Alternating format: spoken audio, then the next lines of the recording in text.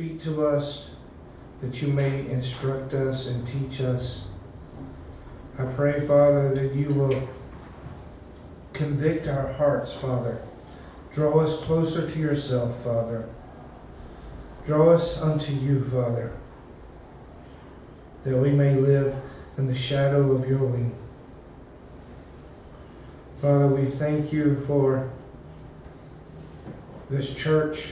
Father, we thank you for this ministry.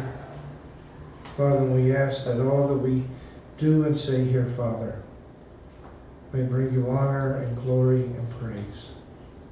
In Jesus' name, amen.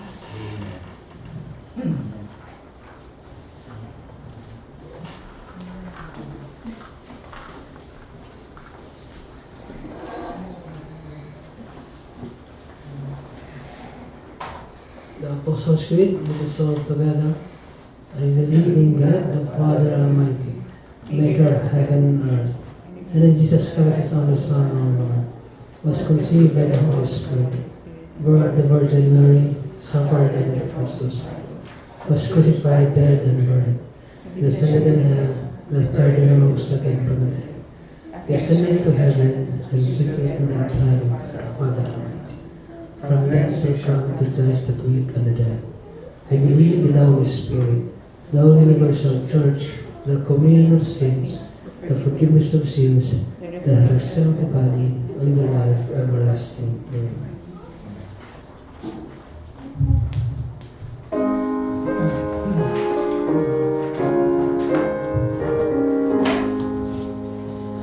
Praise God from whom all blessings flow. Praise Him, all creatures here below. Praise Him above in heavenly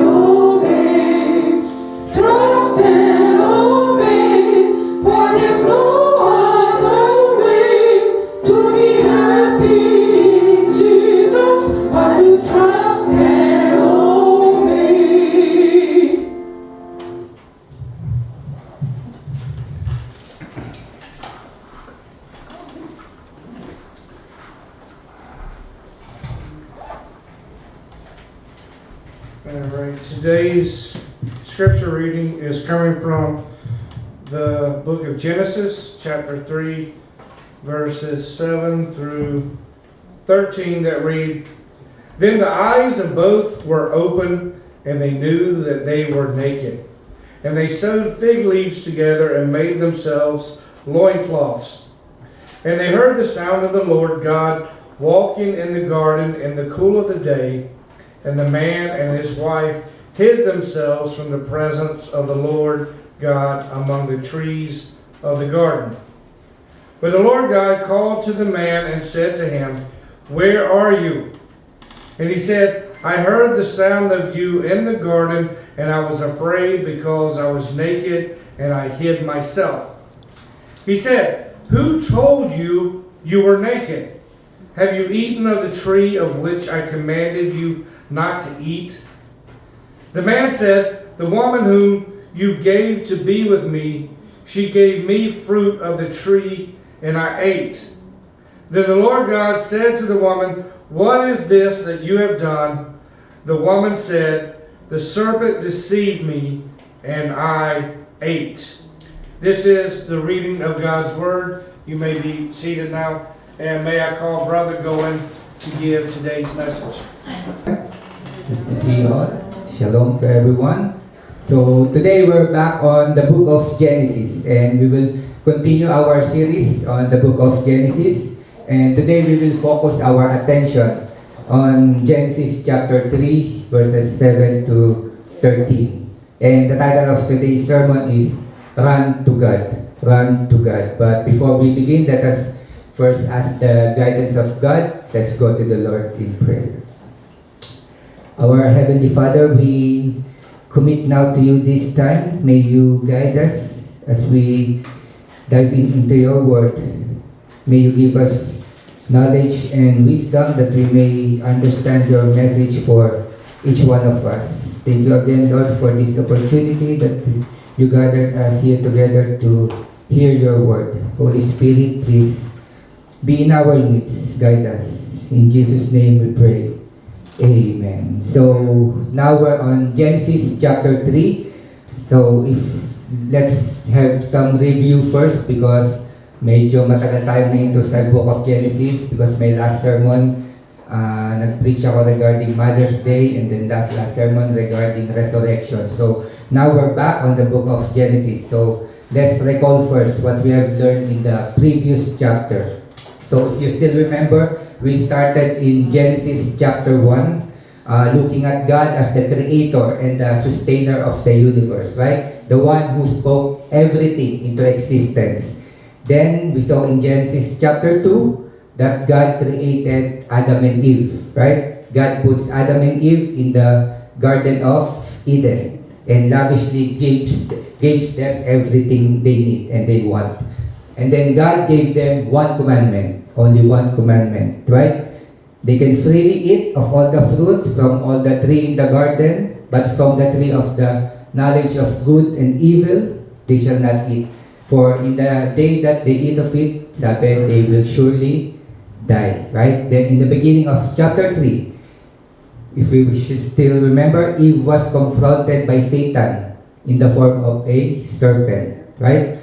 The serpent tries to convince Eve that everything God said was not true.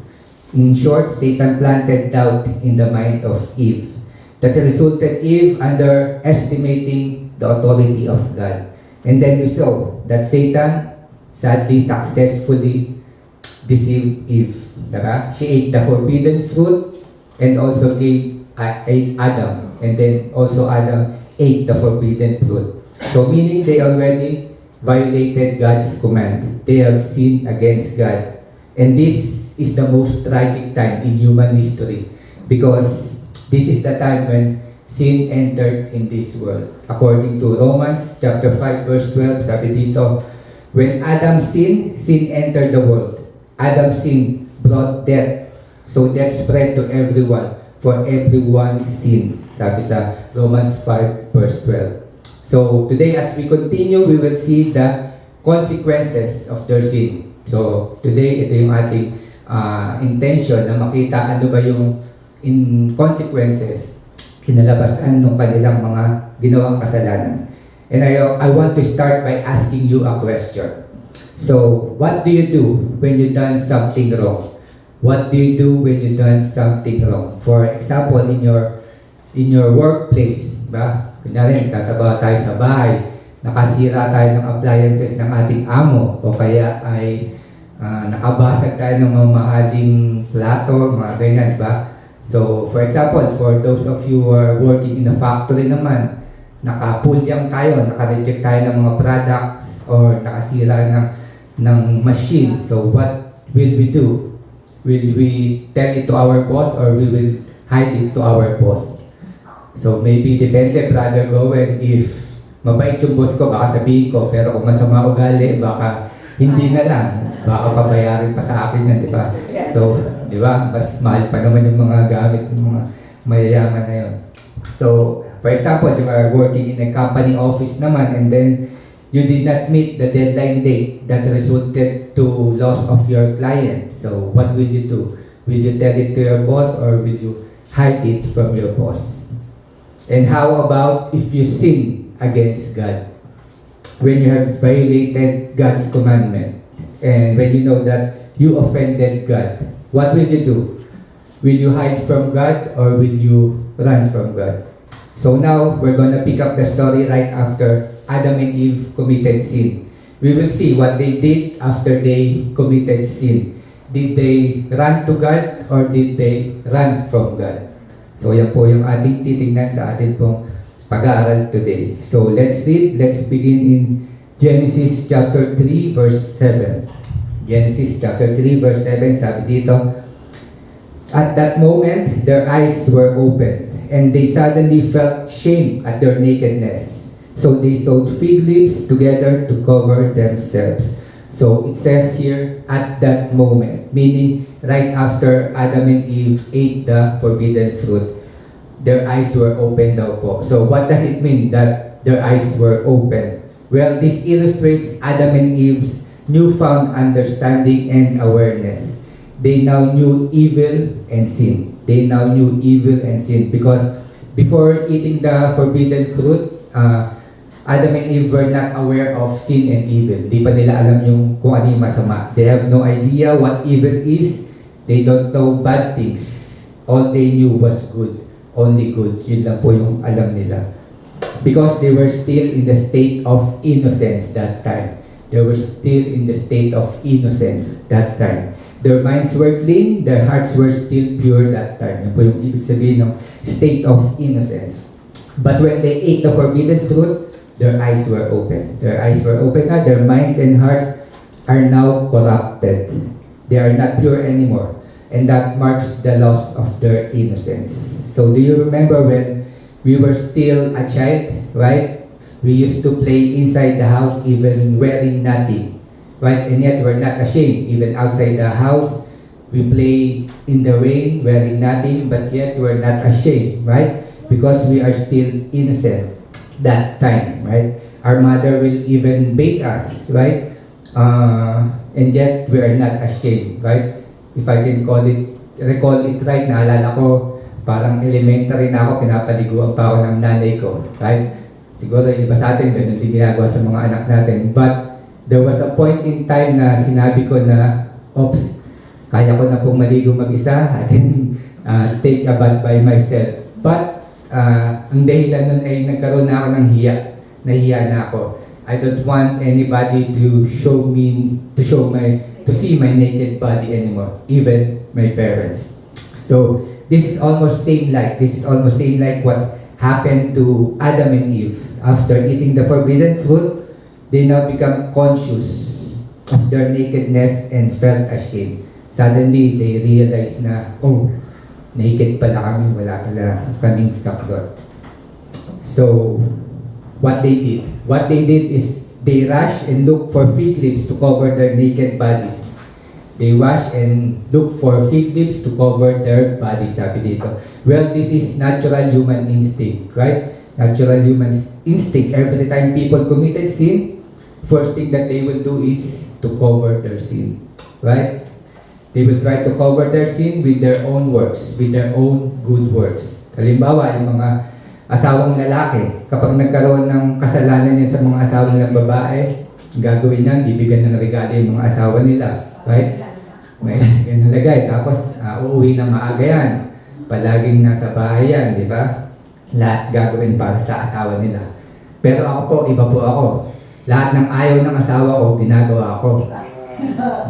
Kapag ayaw ng asawa ko magluto, ako magluluto. Kapag ayaw na maglaba, ako maglalaba. Kapag ayaw maglansya, ako maglansya. Di ba? Okay ba mga Brad? Relate, no?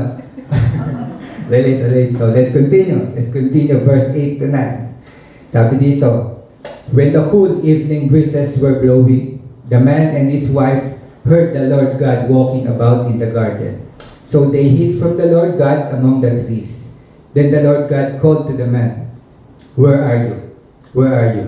So we see here that Adam and Eve, after disobeying God, they felt shame and guilt. They felt shame and guilt, leading them to hide from God. So, again, this is natural human instinct. If people committed sin, they hide. Right? They hide. For example, if somebody committed crime like murder, stealing, or others, first thing that they will do is to hide from the authority, hide from the law enforcers. Ba? Kahit batang paslit, subukan nyo pag nagkaroon ng may ginawang kalokohan ng batang paslit, first thing na gagawin na magtatago yan, di ba? Magtatago, and yung iba pa nga maglalayas, di ba?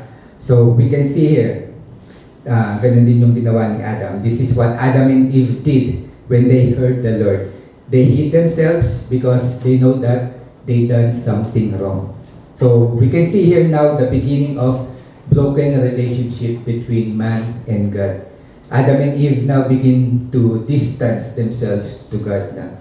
So, napansin niyo po ba yan? Ganyan tayong mga tao. Ganyan po tayong mga tao na kapag meron tayong nagawang kasalanan, nilalayo din natin minsan sa Diyos ang ating mga sarili. Minsan, nahihiya tayo magdasal. Diba? Minsan, hindi tayo makapagdasal pag meron tayong nagawang masamang kasalanan. Or kaya naman, hindi tayo magsisimba. Diba? Kasi minsan talagang guilty tayo. So, nilalayo muna natin yung ating mga sarili sa Diyos. But despite their action, despite ganun na ginawa ni Adam and Eve, God initiates the first move. And Diyos pa rin yung na lumapit, sabi sa kanila, by calling and looking for Adam, where are you? Hinanap pa din niya si Adam, where are you? So this question is not about God needing to know Adam's location, but rather about God's giving Adam a chance to confess his sin, as well as an opportunity for Adam to ask for forgiveness and reconciliation. So, yung hinanap ng Diyos si Adam na sinabi na, where are you? Of course, alam naman ng Diyos, di ba, kung nasaan si Adam, because omniscience yung Diyos, alam niya kung nasaan. But kaya niya hinanap si Adam dahil gusto niyang bigyan ng pagkakataon si Adam na sa sarili niyang bibig sa manggaling na kung ano yung kasalanan na kanyang ginawa at siya ay humingi ng kapatawaran.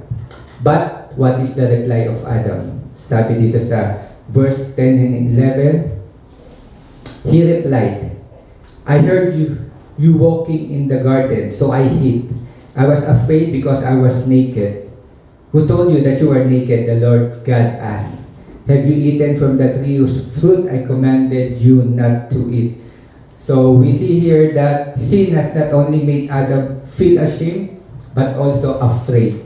Diba? He is now afraid with God. Hindi lang siya nahiya, takot na siya ngayon sa Diyos, making him hide from the presence of God. So we can see here the impact of disobedience on the human relationship with God. Adam's hiding signifies a desire to avoid God's punishment. Kaya po siya nagtago dahil natakot siya na maparusahan. Diba? Ganun po tayong mga tao.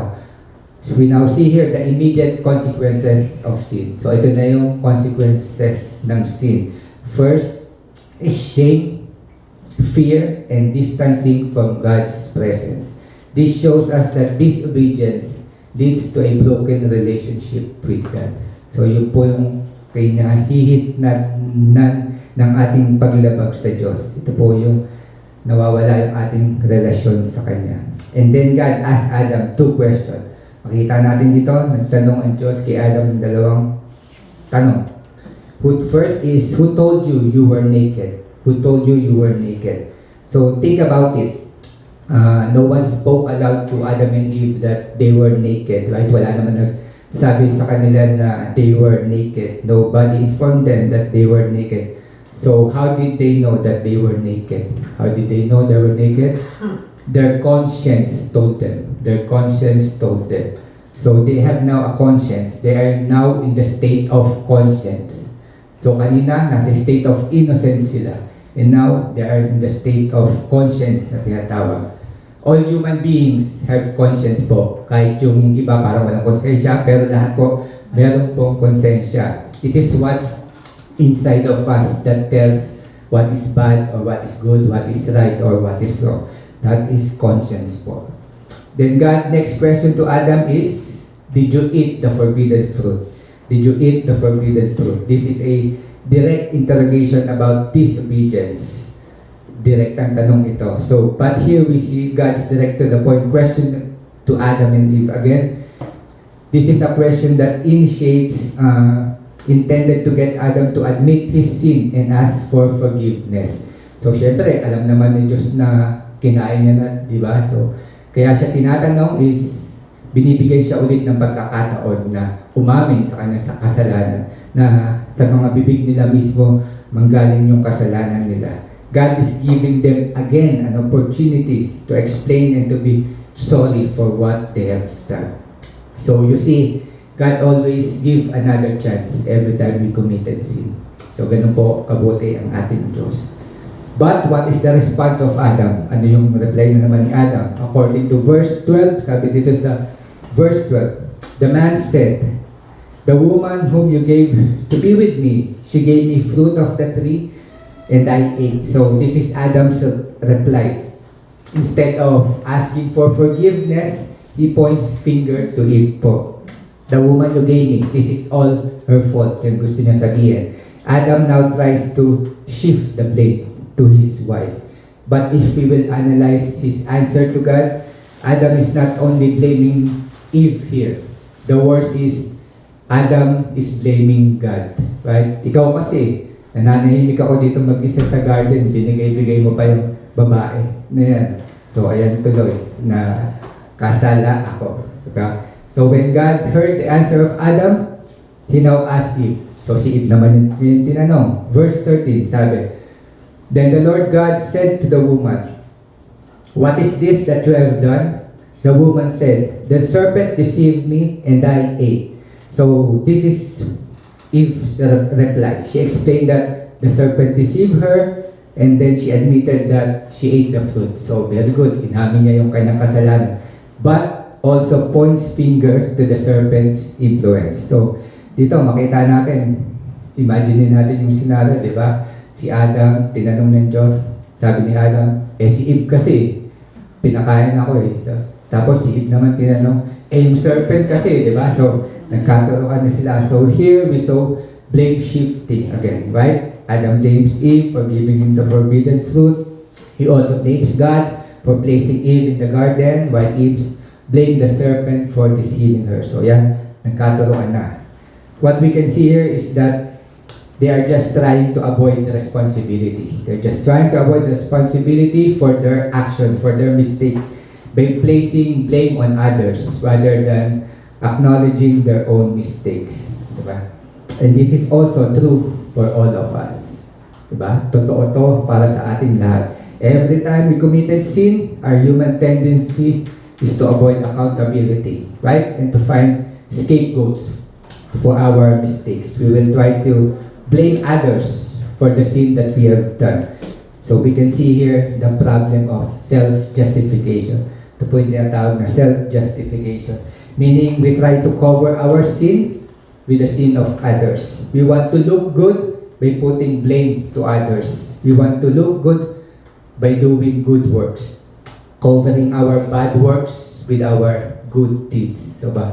So if you try to ask somebody who committed rape, they will tell you, oh, that's her fault because she's always wearing sexy clothes. That's why I'm tempted to rape her, right? And if you ask somebody who committed murder, they will tell you, oh, it's his fault because if he didn't mess with me, I will not kill him, right? And if you ask somebody who committed robbery, they will tell you that it's the fault of the government. Kasalanan nito ng gobyerno dahil I can't find job anymore. That's why I was forced to steal in order to survive. So, ganyan po. Ganyan po yung nature nating mga tao, hindi po ba? Kapag meron tayong kasalanan na nagawa, ay sisisihin natin lahat ng tao na nasa ating paligid, di ba? Sisisihin natin ng gobyerno, sisisihin natin yung mga politiko, sisisihin natin yung ating magulang, pamilya, kaibigan, sisisihin natin ng simbahan, ng pastor, and the worst, sisisihin natin ang Diyos. Ba? Lahat na ng tao na nasa ating paligid ay sisisihin natin. Pero isang tao na lang po hindi natin sinisisi ang ating sarili. Bakit? Bakit po? That's the effect of sin in our life. That's the effect of sin in our life. We always try to cover ourselves. We always try to cover our sin. So what do we learn? What can we learn from Adam and Eve's mistake? Ano yung natutunan natin ngayon sa kanilang pagkakamali? We learn from them that after sinning, the immediate response should be to run to God. The immediate response should be run to God and not to hide from God and not to run from God. We should confess our sin and ask for forgiveness to God and not to cover our sin and blame others. So first thing that we should do is to acknowledge what we have done. Acknowledge what we have done wrong. Be honest about it and express your remorse. Kapag nagkasala ka, aminin mo na ikaw yung nagkasala. Huwag ka nang mangdamay ng ibang tao. Huwag nang magsabi na kasi siya yung dahilan kung ba't ako nagkasala. Huwag ka nang magturo ng ibang tao. Sabi nga nila, di ba, when you're pointing fingers to others, 3 fingers yung nakapoint sa'yo. Pabalik. So, mas marami, di ba? So, huwag tayong magtuturo. Be accountable for our own sin. Tandaan niyo po, haharap tayong lahat sa Diyos individually. Haharap tayong lahat sa Diyos individually.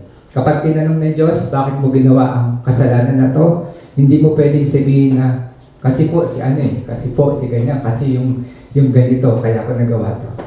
Right? No. Itutuos po natin ang ating sariling kasalanan sa Diyos. Hindi po yung kasalanan ng kapwa natin, hindi yung kasalanan ng kapitbahay natin, hindi yung kasalanan ng katabi natin. Ba? So next thing we should do is to ask forgiveness. Ask for forgiveness. Trust God that will forgive you through the sacrifice of Jesus Christ. Tandaan po natin, mapapatawad lang tayo ng Diyos sa pamamagitan ni Yesu Cristo. Sa pamamagitan ng ginawa ni Jesus sa krus. Doon lang po ang kaparaanan para tayo mapatawad. So, humingi tayo ng awa at tawad sa Diyos at iparamdam mo sa Diyos na tunay ang iyong pagsisisi. Mataos ang iyong pagsisisi. Dapat po, taos sa puso, hindi taos sa muso. Ibig sabihin, dapat po ay nakikita sa gawa. Napakadali lang naman kasi sabihin na, sorry Lord, di ba? Alam nga naman, sorry Lord, di ba? Lastly, turn away from your sin. Yun po yung ibig sabihin ng repentance. Turn away from your sin. Sa ibig sabihin is a sincere effort to change your heart and action. So, hindi po sapat yung hihingi ka lang ng tawad every time ka magkakasala. Ang basihan po na sincere, ang paghingi nyo ng pagtawad is kung hindi mo na ulit ito gagawin. Kung hindi mo na ito uulitin. Napakadali kasi magsabi lang na sorry. Pero kailangan mo itong ipakita sa iyong gawa at sa iyong pagbabagong buhay. So, brothers and sisters, remember this. This is sad, but as long as we are living in this sinful world, we will commit sin. Whether we like it or not, makagawa pa rin tayo ng kasalanan. But there is a difference between committing sin and living in sin. Magkaiba po yung nakagawa ng kasalanan sa namumuhay sa kasalanan. Ang ibig po sabihin ng namumuhay sa kasalanan ay meron ng kalyo ang iyong mga puso. Hindi ka na nakakaramdam ng pigati sa kasalanan na iyong ginagawa. Kahit alam mo na mali ito, ay patuloy mo pa rin ginagawa ito. Wala kang pagnanais na humingi ng tawad sa Diyos. Mga kapatid, kung ganito po ang estado mo ngayon, kung ganito po, hindi ko alam kung paano, para kanino ang mensaheng ito, but I'm here to remind you, hindi pa po huli ang lahat. Hindi pa huli ang lahat. God is calling you. Where are you? Where are you? Confess your sin to God and ask for forgiveness. Run to God, kapatid. Run quickly. Now. Hindi po bukas, hindi sa isang linggo, hindi kung kailang malapit na tayo. Hindi po, ngayon po. Dahil wala naman po tayong ibang tatakbuhan, kundi ang Diyos. Right? Wala tayong ibang tatakbuhan, kundi ang Diyos. Nakita po natin yung nangyari kay Judas, kay Judas, nung binitray niya si Jesus. Diba? And then nagsisi siya. Anong ginawa niya? Tumakbo, pumunta siya doon sa mga taong nagbayad sa kanya. Pero anong ginawa ng mga taong yon? Binaliwala lang siya, pinagtawanan siya. Right? Dahil hindi siya dapat doon humingi ng tawad. Dapat kay Jesus siya nagpunta. Dapat kay Jesus lamang siya lumapit. And brothers and sisters, don't listen to Satan when he tells you that your sin is too serious or too heavy that God will not forgive you anymore.